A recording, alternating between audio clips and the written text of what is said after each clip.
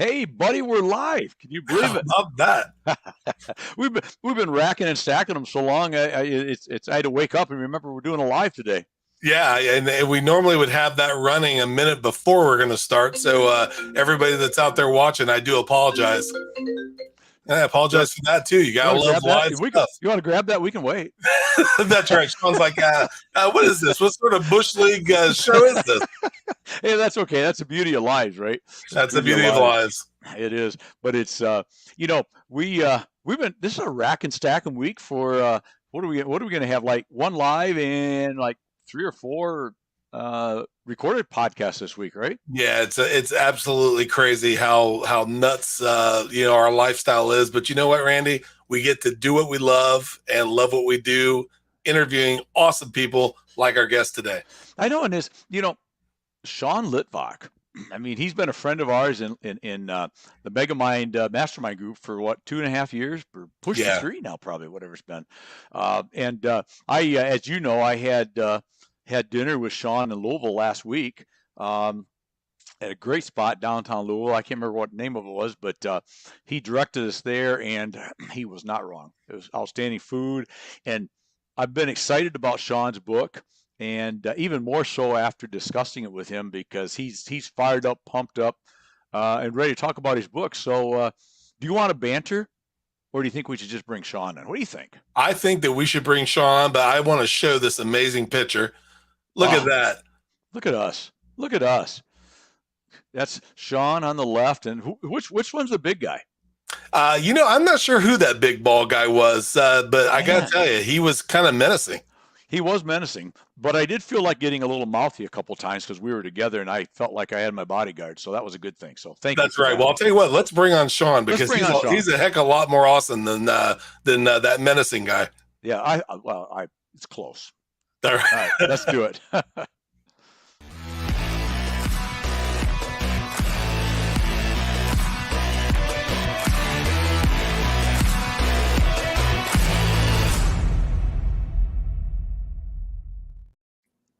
Hey, how y'all doing? Can you believe this? The one and only. We were live together literally a few nights ago, and now we're here live again. And now we're here live again, but virtually live. You know, I was just messaging back and forth with Carson Hetty publicly on LinkedIn, because he was talking about social selling and how it's important and people not wanting to embrace it. And I said to him that, we not only need to do social selling, but we need to not forget about the old way of selling with cold calls and being in person. And those that are going to survive the hybrid lifestyle will be those that are hybrid, like you, Randy. Well, thank you. That was a great segue. Is Carson a great guy, by the way? I love Carson. He was on Building Win Lives early on in the start of the show, and I love the guy, man. He actually, I'm going to review his book one of these days, because he's wrote several really good books. But he has. It's a whole series. And look, this way, because it's mirrored. Yeah. There is Proverbs for Leadership. Is that you? Is that you and Solomon? Look at that. That is me and Solomon on the cover.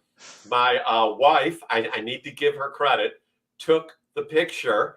And it's pretty amazing that when I showed it to my publisher, they're like, "Oh yeah, we're going to use this." Yeah, that's a great pick. That's a great pick. Even George Henderson, our brother and pal and friend, he pops on. He took a mid-afternoon break just to be with us. Can you? I like that. I like that. Yeah. Either this is he understood the incredibleness of this show, or he's living a pretty boring day. But either way, he's bored. He's bored, one or the other. But we're glad to have you here, Brother George. So Absolutely. We had a great chat the other night. By the way, thank you for recommending a great spot for dinner. God, that was good. Brendan's 23. If anyone is in Louisville and you're looking for fine dining, incredible seafood, Brendan's 23 in downtown Louisville. I think you said that wrong, though. You said if you all. It's all y'all. If all y'all. Come on, our friend Michelle would be all over you for that.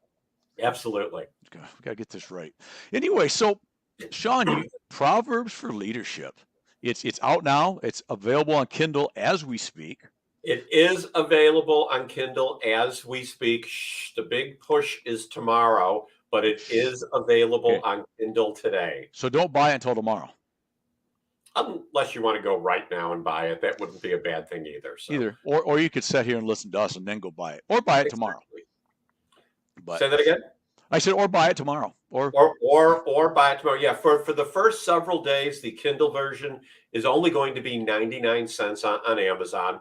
Just go to Amazon, type in Proverbs for Leadership or Proverbs for Leadership Sean, or my name, Sean Litvak, and you'll end up getting to the book. I had a couple people text me today because they were trying to buy it from the Kindle app.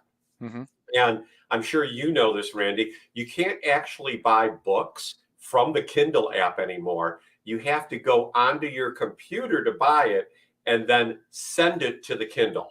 It's okay. something to do with Android and Apple wanting all kinds of money. Gotcha. Well, I I was blessed to get a manuscript version from you early on so that I could write an endorsement, which I appreciated you having me do. Um, and it's an incredible book. It's well written, Thank you. and people are going to enjoy it. So let's uh, let's chat about. Hey, Jordan, happy Monday, my friend. He's from out in beautiful California, I believe, someplace. Eric Bam. Eric Uh, Bam.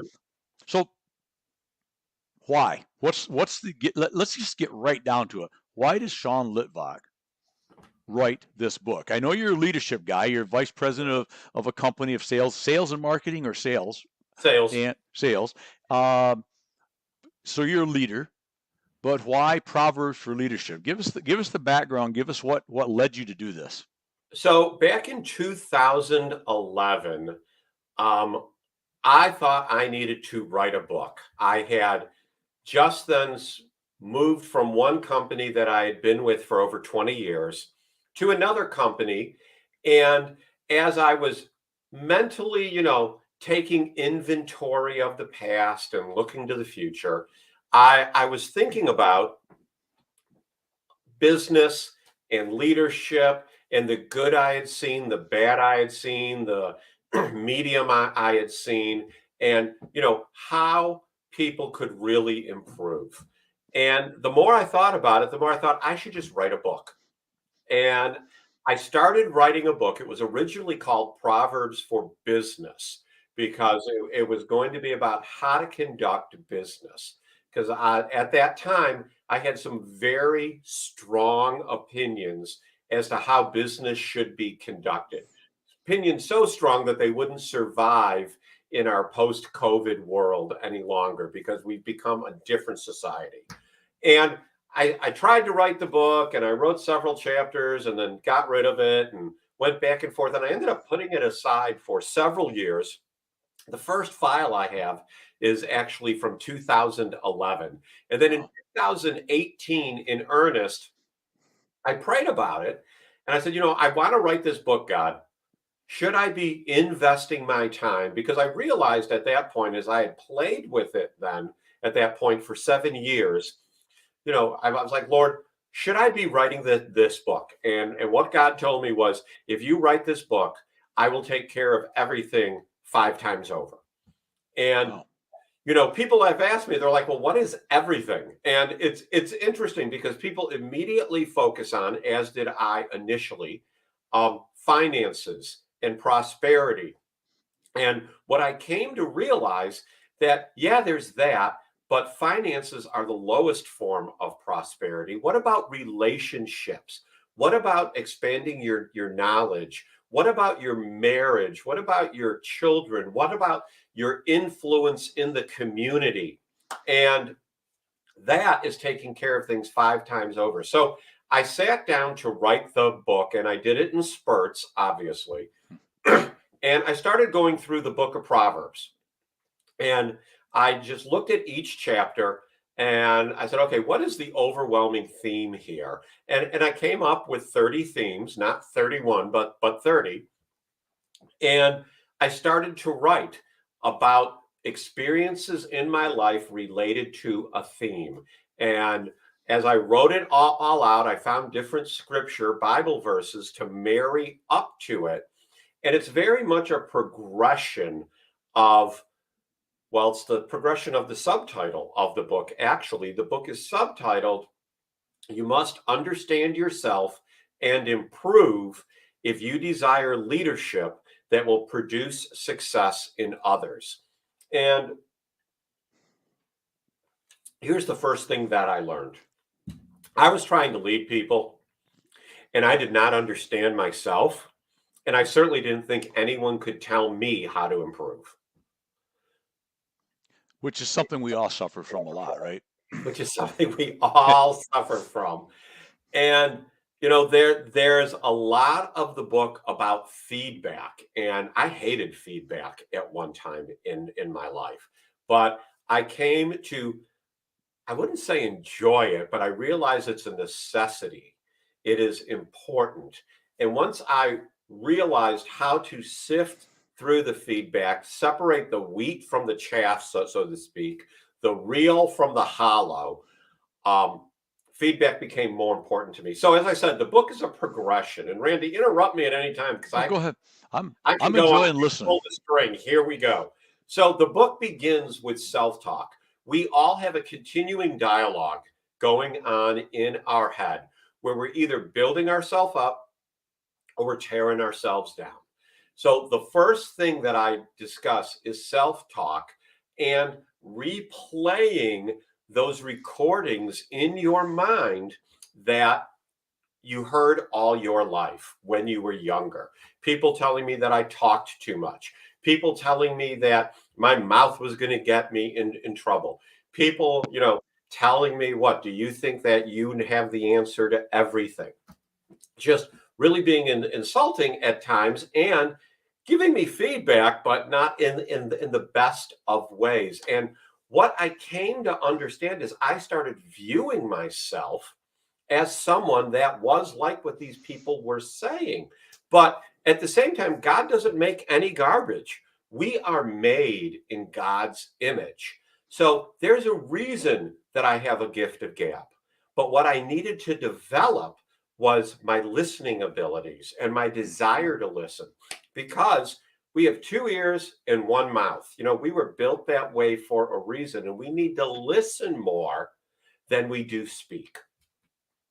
Wow. And so it took and it takes, I think, all of us, especially in the world of sales, right? Mm-hmm. We all think of a sales guy typically as this fast talking, you want to tell everything you know, spurt it out.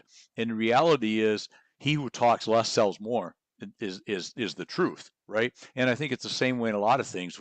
If we would listen and wait for that feedback first before we start running our mouths, we may A, not look stupid, and B, we'd actually learn some things that will help move us towards where we want to be, whether it's in the world of sales or relationships or whatever the case may be. So I mean, I think that's great advice. And it's a matter of self, having the next thing that I talk about in the book, after getting control of your self-talk and how you view yourself, but also not self-sabotaging, having control over your body, having control over what you put your hand to, thinking long term, because so often, as you said, in sales or people in general will just go after the next shiny thing. And they're going ping, ping, ping, ping. I mean, it was interesting when you and I both joined Megamind. Well, that was the next shiny thing, especially during COVID, because we needed something to do to hone our skills. And honing our skills during COVID into video like this, into how to present yourself, well, the same thing applies in life, that you don't want to self sabotage. You need to hone your skills. You need to understand what sets you off and either put processes in place to not self sabotage or put processes in place to pull yourself out of those situations. Hmm. very.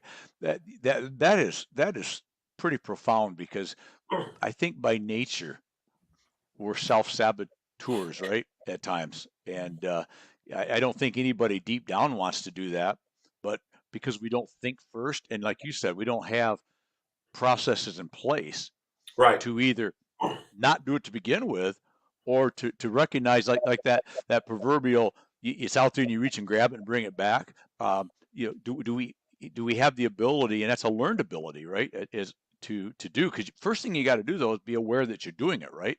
Hmm. Absolutely. You know, I remember when, before I was given the opportunity to speak in front of people, I've listened to lots of preachers over the years, and there's one preacher in particular, the Copeland family, Kenneth and Gloria Copeland. And whenever Gloria Copeland speaks, she always begins with Matthew 6:33.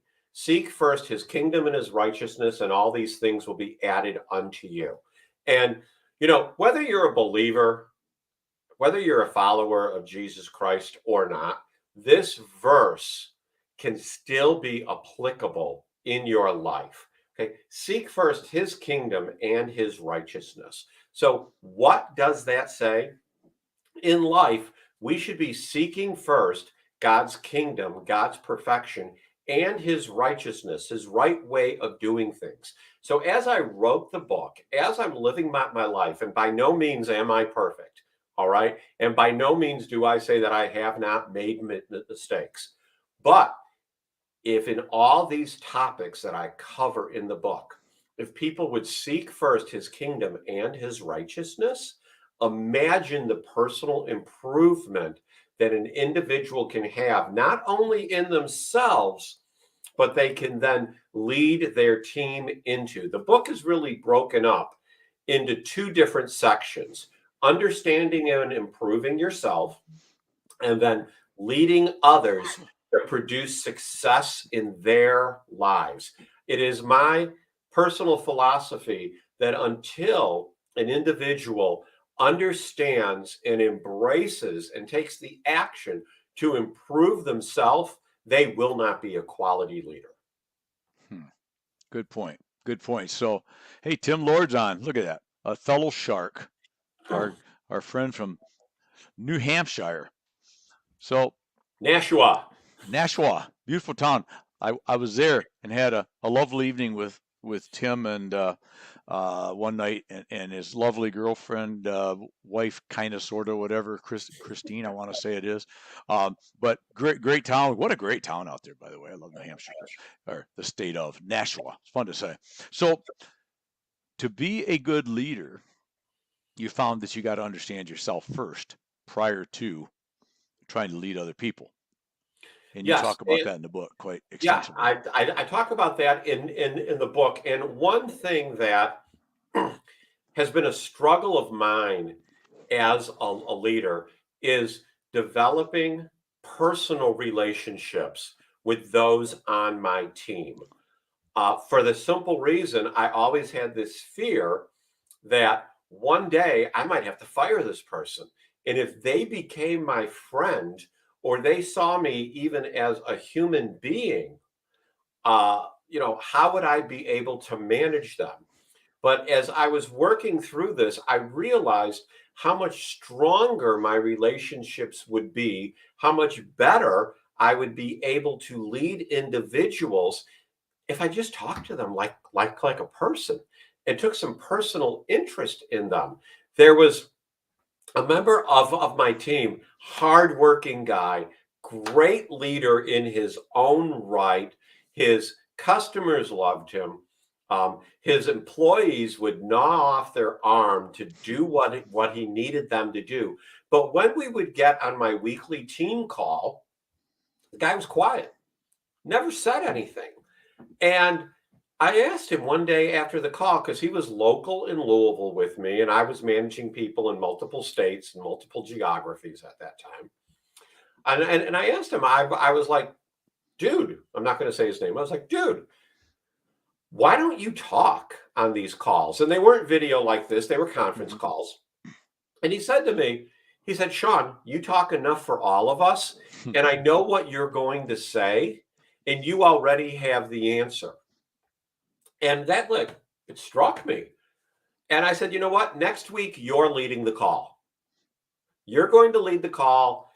Here's a couple things I wanted to cover, but otherwise, I want you to do the whole thing. So I gave him that authority to do that. And I entered into the call like I was reporting to him and let him be the leader in that situation. And it was amazing. This guy came alive. Wow. I saw a side of him I had never seen before, laughing, smiling, cutting jokes, ribbing people on the call. And we got so much accomplished. It was after that that I realized that in my effort to produce for our organization, I'd really cut myself off from getting to know my team, recognizing the differences in them, and nurturing those abilities for all of our benefit. Wow. That's it's an incredible lesson, and incredible that you figured that out, and obviously the results were great. So it sounded like you adhere to a leadership style. We're getting off of Proverbs for a minute, but we'll go back. Yeah. A leadership style of it's okay to know your employees, if you will, the people under you, the people that report to you. It's okay to know them in as personal a way as they will allow, and and to literally become, I guess, friends to a certain degree with people, so they don't have to be. There's always got to be at the end of the day, in that case, Sean's still in charge, right? Right. But it doesn't have to be this far apart. It could be It this does far not. apart, right? It does not. And what I have found is that once I, relished and opened myself up to feedback from both my peers and those above me, because I'll be honest. At one point, I thought I knew everything and no one could teach me anything. We've all been there. Been there. If you say you haven't, well, maybe that statement is you being there. But anyways, I digress. Once I allowed myself to accept feedback from individuals speaking into my life and took the time to sort through it as to what is good, what is bad, what should I implement, and really consider it, I was then able to accept feedback from those reporting to me. All right, one of those 360 feedback deals, and even those in different departments that I thought knew nothing about what I was trying to accomplish for the company. After I walked down that path, I found that I was much more thoughtful in giving feedback to people. See, what I found was that as I'd been so defensive about receiving feedback, it inhibited my ability to provide feedback in a characteristically, Yeah. courageous way.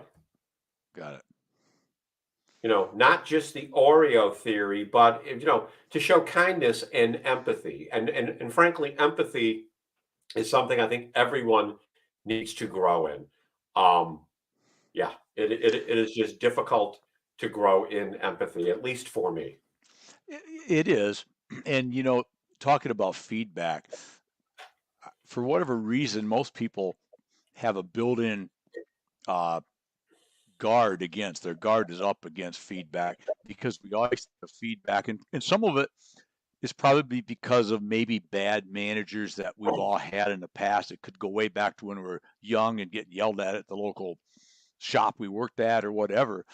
Is we probably feedback too many times has been delivered as negative, and so self-defense wise, we don't want feedback from anybody, because I don't want to hear what you have to say, because it's going to be negative, and feedback doesn't have to be always negative. And if it's delivered properly, maybe it's negative as in you're not a bad person, Right. but what you're thinking or your idea, there may be a little different way, a better way, or I don't think that's really going to work, Sean. Here, however, have you thought about this, right? If it's delivered in the right way. But I think you're so right that if we don't open ourselves up to that, and that's that self-talk thing you talked about earlier, which I thought was Mhm. very good, is most of us are trained from the old management styles of years and years and years ago that all feedback is going to be negative feedback because that's all we got many times. A lot of leaders, that's the only style they had was to beat on your head over something. And so after a while, you become self-defensive, and the best way to defend against that is to, shut your lips and say nothing and hope they just leave you alone. And then none of us get any worse when we do that. We don't grow, right? Oh, absolutely. I went at a company that I worked for a long, long time. Long time. I once asked my immediate supervisor, I was like, "Hey, I want a review." And his comment was, "What do you mean you want a review?" I was like, "Well, lots of companies have annual reviews. I've worked for you for a number of years, and in the entire time I've been with our organization, no one has ever given me a review." His answer was the most old school answer that I've ever heard in my life looking back on it. He said, "Did you get your paycheck last Friday?" "Yes." "That's your review." Wow. You don't get much more old school than that, do you? Don't get much more old school if, than if, that. if And that doesn't work in today's world. People want feedback. People expect feedback. And it's like, you know, dropping popcorn along the road or in a fairy tale. Mhm, exactly. And I think as we go into multi generations, right? I think the Mhm. younger generations today probably crave and need that feedback more than our people our age, right? Yes. They really need to know where they stand. They really need to know what's going on. They really need to know because it's so much more than just a paycheck to them, Mhm. as it should be. And I think old school, it was all about just shut up and do your job. It doesn't matter if you hate it because it's all about the paycheck. Not a good way to live happily for Right. any generation. But I think today's generation, if I'm not happy here, and part of my happiness here is to have some input, have some say, and to get some feedback back and forth, I'll leave tomorrow because I need that even more than I need the paycheck. Do you find that to be true?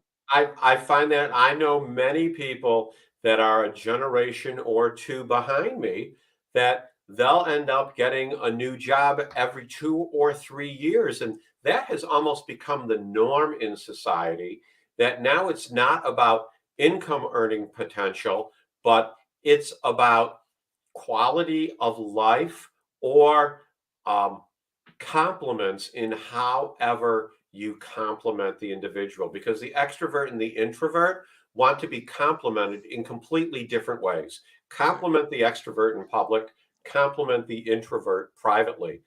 I will tell you that, where was I going with that?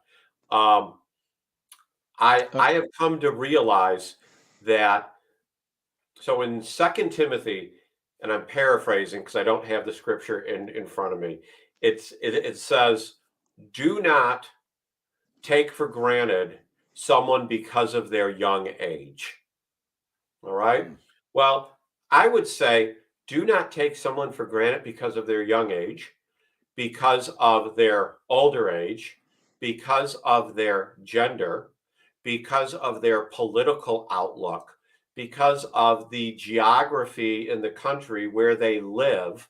Do not take anyone for granted that they cannot speak into your life and that you can have also just as much effect speaking into their lives. hmm. It's amazing that I know some people that are younger people that are incredibly talented, but they get intimidated when they try to train someone who is older than them or a group of people who are older than them, that they refer to their own youth. And I would tell people, if you've been given the authority, well, don't let it go to your head. But at the same time, realize you've been given that authority to lead. So go lead. Whether you're older, whether you're younger, whether you're male, whether you're female, whether you're from the South, the Midwest, the West Coast, the East Coast, wherever, you've been given that authority. We're all different people.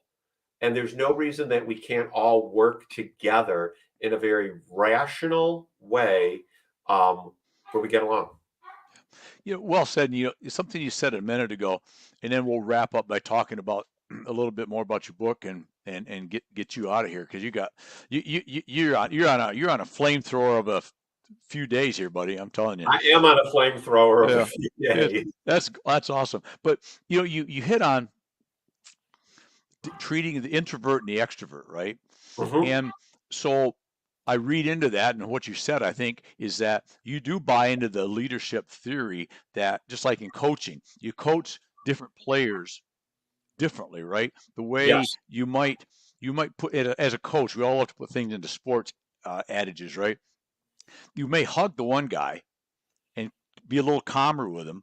Yes. But the other person, you may be literally in his face, right? It's coaching technique, but it's also more than the technique. It's recognizing, right, that individual and how you approach them. And I thought that was very interesting. So you do prescribe or subscribe to the theory that there's basic rules, but outside of that, I'm going to deal with you on an individual basis, and that's where you come in earlier. Circles back, which I think is interesting. The more you know this person, yes, right, the more you're in ability to talk to them in a way that is going to be most beneficial to them, which will then be more beneficial to you as their leader, right? Absolutely. You can't treat everyone the same. Yes, people may have the same objectives, but you have to realize that they're going to approach things differently. I mean, I have some coworkers that approach things very differently than me. And over the past year, I've taken some of their strategies and tactics and rolled them into what I do. And I think because I have recognized the success that they have had in specific strategies and tactics, that I have become even more successful overall in what I'm doing. I subscribe to the theory that you don't ignore someone's weaknesses, but at the same time, you should be coaching to their strengths. Take someone from good to great, right, in whatever they are doing. I am the extrovert. So let's harness that extrovert in an even greater way. But let's not also ignore the part of me that should be introverted to deal with and work with those kind of people. So let's make me a little more of an ambivert too. Love it. Well said. Well said. So Sean, this is exciting times, right? It is. The book. I mean, you've been. What he said, tell Solomon to interview you, not him. Solomon wants to be on air. I think you need him on air with you. That's what you should do. Yeah. I'm at my stand-up desk, so I'd have to put him on a perch and watch him lunge at the screen. So. Good old Solomon. Oh, that's good stuff. He knows his dad's in here. Being interviewed, he wants to be involved because he knows. He knows what's going on. I need to take some more videos of Solomon, but I get some of my best thinking when I'm taking Solomon out for the walk. Oh, your walks with Solomon, folks. If you don't catch Sean's walk with Solomon, you got to catch them. They're good. They're inspirational. They're just Sean and his dog, Solomon, walking down the road. Good stuff. So we can buy the book, buy the Kindle now. A paperback version will be coming in the near future. In the very near future, absolutely. Probably within a week or so, okay. A paperback version will be available. So what people can do today is they can first go to proverbsforleadership.com and they can sign up there to find out information about the book so I can keep in touch with you after the book. This is for my weekly newsletter and the occasional text. If you sign up here, you will then be immediately notified when the paperback and the hardback book comes out. I'll send you an email. And just for what I'm doing to promote people to understand themselves, and improve so they can experience leadership that will produce success in others. So that's the first thing you can do. Go to proverbsforleadership.com to sign up. And no, I'm not going to sell your phone number to anyone. I'm not even going to call you. The second thing you need to do is go to Amazon, type in Proverbs for Leadership or Proverbs for Leadership Sean, because it depends on the ranking if it'll pull it up right away. And you'll see that the Kindle version of the book is just 99 cents right now. And that's the price that it'll be for the first several days as we have the book launch. So you can buy the Kindle version, do it on the computer, and then just download it. Not sure what that was. And then just download it to your Kindle or your Kindle app so you can read the book on your phone. It's 30 chapters. You can read a chapter a day, and it'll give you something to think about. Awesome. Well, there you go. There it is right there. Well, Sean, thank you. It's excited. I'm excited that you would chat about this special time in your life on Building Wins Live.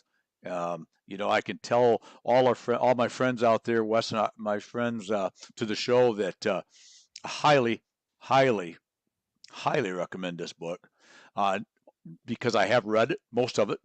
I have a little bit more to read, but what I've read so far, probably three-quarters of it, three-quarters is very, very good, easy to read, spot on. And having known you, Sean, for the last 2.5 years or so,